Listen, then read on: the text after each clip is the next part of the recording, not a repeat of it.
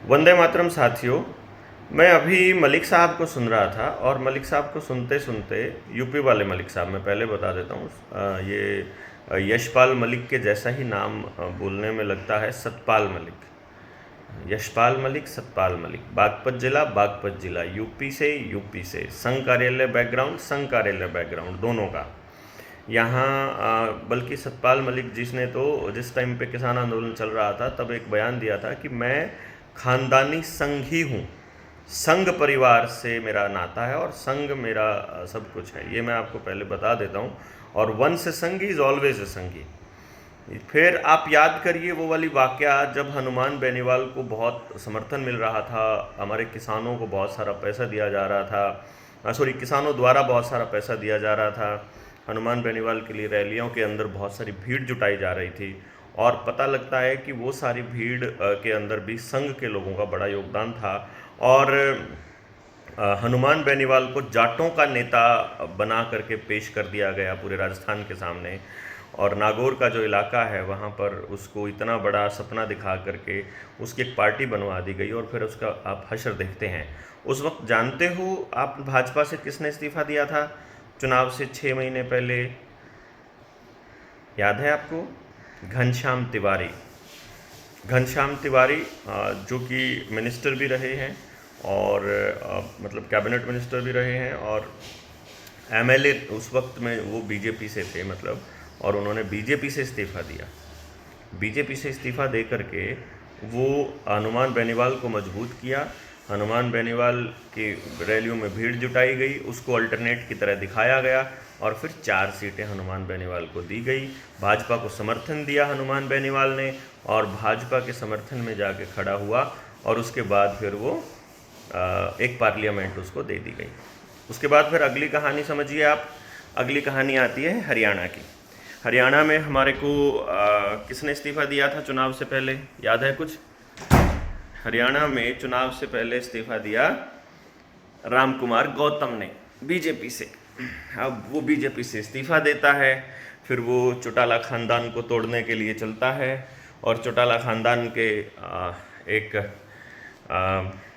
मतलब नेता को, घाघ नेता को, जिसके अंदर लालच, जिसके अंदर मतलब ये समझो कि दुनिया को लूटने की पूरी मतलब जिज्ञासा अंदर भरी पड़ी है, महत्वाकांक्षा भरी पड़ी है, और उस आदमी को वो चुनता है और उसकी रैलियां कराई जाती हैं, उसको फिर से बहुत सारा पैसा दिया जाता है और उसको मुख्यमंत्री बनने का फिर से सपना दिखाया जाता है।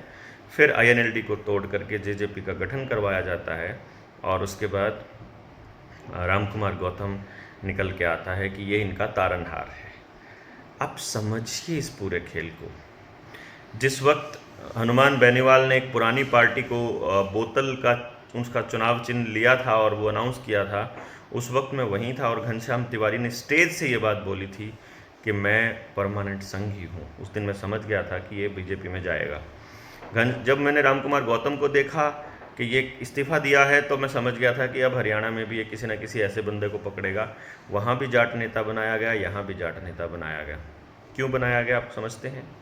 चौधरी अजीत सिंह के बेटे को पश्चिमी यूपी के अंदर मजबूत किया गया और यहाँ इसको किया गया। अब आप समझिए कि जिस 6.5 फुटिया को हरियाणा में किया उसी तरीके से उनको भी जाट नेता बनाया गया। अब मैं इस मलिक साहब की बात सुन रहा था। मलिक साहब की बातों में और पहले भी आपने एक चीज़ देखी होगी कि जाटों का बहुत जिक्र आता है।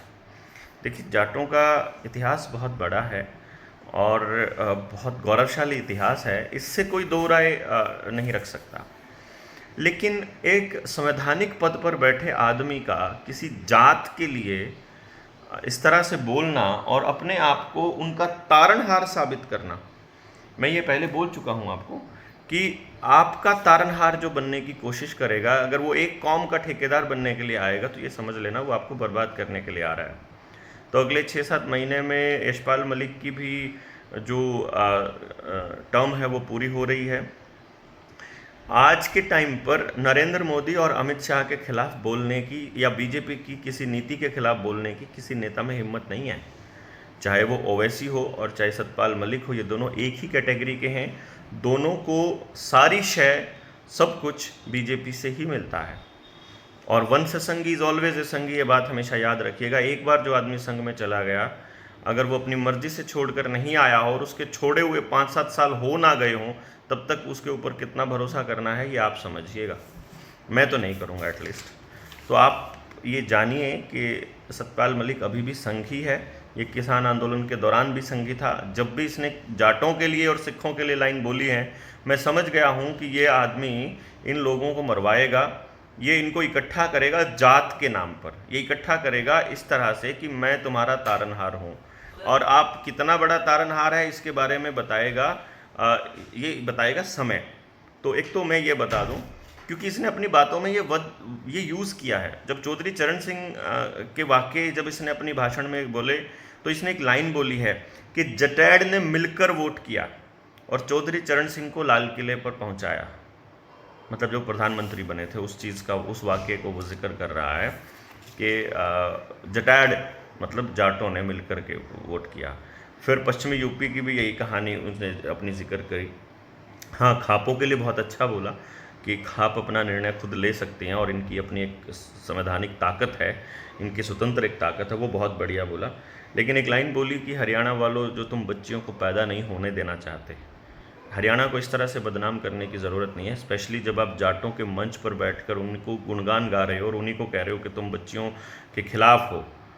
हमारा जो औसत है वो पूरे भारत से कहीं बेटर है, कहीं बेटर है, और हमारी प्रदर्शन हमारी लड़कियों का, लड़कों का, दोनों का बहुत बढ़िया है, हर खेल में, हर फील्ड में। फिर एक चीज़ है कि जो हाँ, दिखावे पर थोड़ा बोला है, वो अच्छी बात बोली है, लेकिन 2-3 चीज़ें हैं जिसके ऊपर बोलना है। कि एक लाइन बोली है इन्होंने, अपना राज बनाओ। अपना राज बनाओ का मतलब समझते हैं कि वोट इकट्ठे होकर करना है। वोट तो इकट्ठे होकर करना है, लेकिन मुद्दे पर करना है, ना कि हम जाट हैं इसलिए करना है। किसी को भी ये सोच कर के वोट मत करिएगा कि वो आपकी जात का है या आपके धर्म का है। अगर ये लाइन कोई बोलता है तो वो समाज का सबसे बड़ा दुश्मन है। अभी मुद्दों के लिए तो जागरूक कीजिए आप। आपने मुद्दे तो उठाए ही नहीं, आपने तो कहानियाँ बता दी कि 370 का जिक्र कर दिया कि मैं वहाँ मतलब कितनी बार बोला कुतिया भी मरती है, कुत्ता भी मरता है, मतलब ये चलता है। मतलब इस तरह की भाषा है, ये गवर्नर की भाषा है। और वो ये कहते हैं साहब कि भाई आप कि मुझे बड़े लालच थे कि राष्ट्रपति बन जाओगे, उपराष्ट्रपति बन जाओगे। अरे भैया जी, आप इनके काम आओगे तो राष्ट्रपति बनोगे, आप इनके एजेंडा को चलाओगे, इससे कोई फ़र्क नहीं पड़ता है।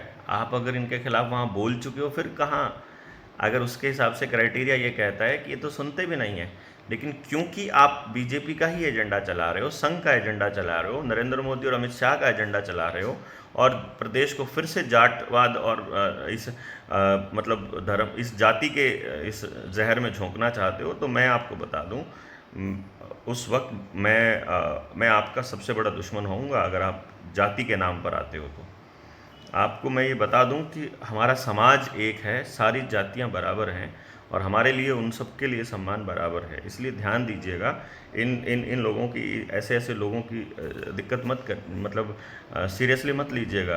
कि बिचौलिया बनाने के लिए भी तो कोशिश की थी इन्होंने, कितनी तारीफ़ करी थी किसान आंदोलन में ना, जाटों की, सिखों की, कि इकट्ठे हो गए हैं, वो हो गए हैं, लेकिन बात बनी नहीं, क्योंकि पब्लिक का प्रेशर बहुत ज़्यादा था। अगर नेताओं का प्रेशर होता तो ये बेच देता, यकीनन बेच देता। और कोई कहता है कि चौधरी अजीत सिंह ने फ़ोन किया था पुलिस उसको, योगी को। कोई कहता है, ये सतपाल मलिक बोलता है मैंने गृह मंत्री को फ़ोन किया था। अरे भाई साहब, गृह मंत्री जो है, मतलब भाई साहब तो नहीं है, ताऊ जी हैं तुम्हारे, तो ताऊ यूँ तो बता दे, गृह मंत्री के हाथ में थी कि यूपी की पुलिस, योगी के हाथ में थी, तो योगी तो रगड़ना चाहिए था ना फ़ोन। लेकिन बोलता है कि नहीं भाई। फिर 370 का जिक्र किया, 370 का जिक्र किया, अच्छा किया, माड़ा किया, ये जाकर के कश्मीर वालों से पूछिए आप। आपने उसको यूटी बना दिया, आपने केंद्र शासित प्रदेश बना दिया, तो आपको बता दें कि वहाँ जितने धंधे फल फूल रहे हैं वो केवल अंबानी अडानी के फूल रहे हैं। अगर डल लेक के अंदर 1200 अगर हाउस बोट होती थी ना, तो आज के टाइम पे वहाँ 600 भी नहीं रह गई हैं। सारे काम धंधे ख़त्म हो चुके हैं। भाषण सुनिए आप अमित शाह का, रोज़गार के नए अवसर पैदा होंगे। कहाँ हैं वो रोज़गार के अवसर? पहले वाले थे वही नहीं छोड़े। मतलब तुम सोचते हो कि हम सोचते हैं कि ये मतलब अपने देश के लोगों के लिए या कश्मीर के लिए किया था। नहीं भाई, ये कश्मीर के लिए नहीं किया था। ये सारा खेल खेला था केवल और केवल इस जो कश्मीर का मुद्दा है इसको अमेरिका, ये अमेरिका के इशारे पे किया होगा, न्यू वर्ल्ड ऑर्डर का हिस्सा रहा होगा, क्योंकि वो मतलब उसका जो डाउट था कि वो कौन से देश में आएगा, तो उसके ऊपर कैसे लागू होगा संविधान, नई ट्रीटी जो ये मेडिकल वाली ट्रीटी है कैसे लागू होगी। आपको क्या लगता है कि ये देश की तरक्की के लिए किया गया था? अरे भाई, ये सिर्फ और सिर्फ इसलिए किया गया था कि जो न्यू वर्ल्ड ऑर्डर है वहाँ कोई आज़ाद नहीं रहना चाहिए। और ये खेल आपको बाद में समझ आएगा न्यू वर्ल्ड ऑर्डर का। न्यू वर्ल्ड ऑर्डर के तहत आपके लिए बड़े रास्ते बन रहे हैं, मैं वीडियोस बनाऊंगा उसके ऊपर, अभी मैं यहाँ से निकल रहा हूँ। और बाकी एक लाइन और बोली थी कि मैंने कश्मीर में लोगों को डरा रखा था। डरा करके राज करना ये तो बुज़दिलों का काम होता है साहब। आप प्रेम से जीतिए ना उनको, आप अपनी नीतियों से जीतिए। आप अपनी गलतियों को स्वीकार क्यों नहीं करते हो? डराना क्यों होता है?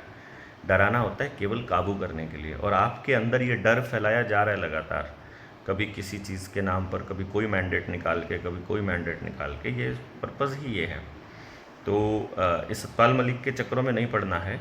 सिर्फ इतना ध्यान रखिए कि इसका कार्यक्रम करवाने वाले कौन कौन लोग हैं, उसका संघ के साथ क्या रिश्ता है, बीजेपी या जेजेपी के साथ क्या रिश्ता है, बैकग्राउंड में उनको फंडिंग कहाँ से आ रही है, इतना पता करिए बस। और समझ जाएंगे आप कि ये खेल किसने रचा है। आपको ज़रूरत ही नहीं है, कुछ ज़्यादा दिमाग लगाने की ज़रूरत नहीं है, लेकिन आपको बताएंगे कि ये चीज़ें गलत हो रही, जो गलत हो रही है उसका विरोध करना है, और पुरजोर विरोध करना है।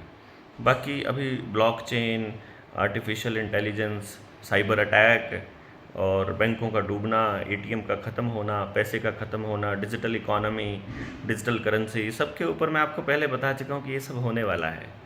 फिर चिप भी आएगी। अभी तो ये युद्ध हो रहा है यूक्रेन वाला, और भी युद्ध होंगे, दूसरे देशों के भी हो सकते हैं, थर्ड वर्ल्ड वॉर का भी ड्रामा ही है।